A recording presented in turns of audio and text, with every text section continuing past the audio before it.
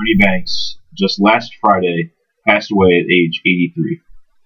Well, if I may do a little talking about him being a lifelong Cubs fan, Ernie Banks, like you said, dying at age 83, result of a heart attack to the shock of the baseball world.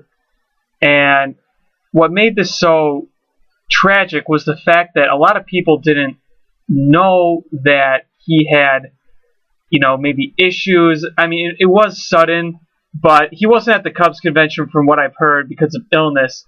But I certainly thought he was going to live longer. With this kind of idol in a city, you think that this kind of person would live forever. But to talk a little bit about Ernie Banks, I'll make this quite brief.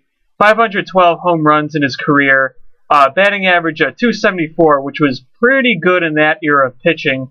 He had over 2,500 hits, over 1,000 RBIs, and he was the most positive-minded person that the city of Chicago has ever seen when it comes to athletes. It was amazing. He always had a positive attitude, always a smile on his face, and he was the face of the Cubs for all these years after he played. I've met Ernie before, and he was just so nice. We just went up to him and said, "Hey, Ernie." He said, "Hey, how you doing?" And you could really tell he loved all the fans. He loved the franchise, and Wrigley Field was his home. He gave that name the friendly confines. He was the heart and soul of the team.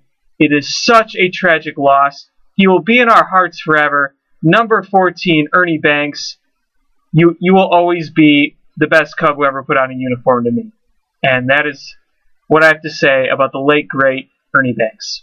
I mean, being a guy from the Detroit area,